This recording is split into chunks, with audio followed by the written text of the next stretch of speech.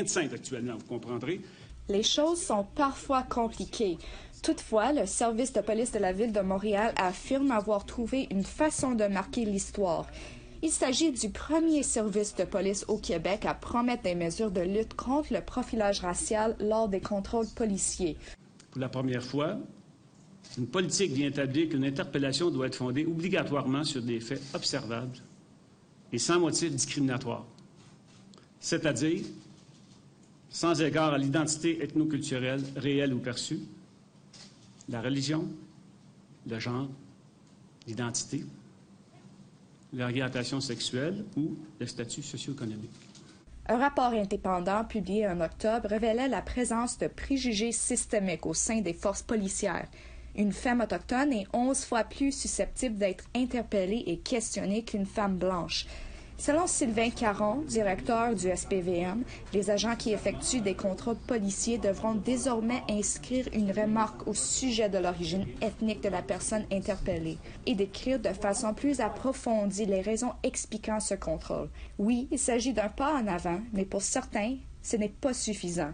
À la veille de l'annonce du directeur Caron, un groupe représentant une coalition de 30 organismes a demandé que le budget consacré au SPVM soit réduit de moitié, proposant de réinvestir les fonds récupérés dans les services adaptés aux différences culturelles. I really hope that they do listen to us and no longer just do these small reforms that really don't lead to much.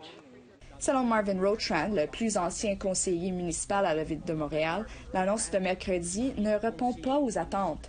Je ne sais pas pourquoi 9 mois ont été nécessaires pour publier une politique qui aurait pu être rédigée en 30 minutes. Aucune reconnaissance du problème, aucune règle pour empêcher le ciblage des minorités, aucune véritable politique de collecte de données fondée sur la race et aucun rapport annuel à présenter au Conseil.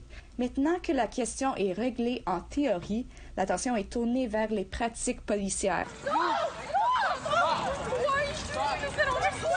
Par exemple, une jeune adolescente a été projetée au sol et arrêtée cette semaine pour avoir prétendument désobéi aux mesures de distanciation sociale.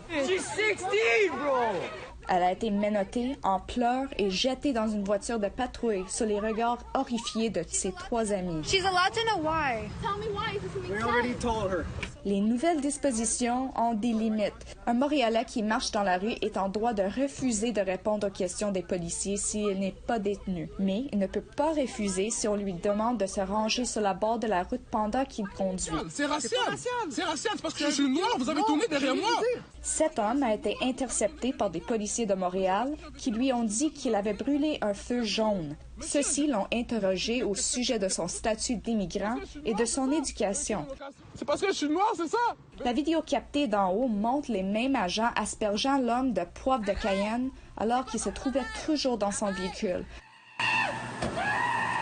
De nombreuses études indiquent qu'il s'agit d'une situation beaucoup trop fréquente et que ce type de comportement n'est plus acceptable dans le contexte actuel. Sylvain Caron indique qu'il s'agit d'une première étape et que les initiatives policières continueront d'évoluer. Les nouvelles directives seront appliquées cet automne et un rapport de suivi est attendu d'ici 2021. Lindsay Richardson, Nouvelle nationale de PTN, Montréal.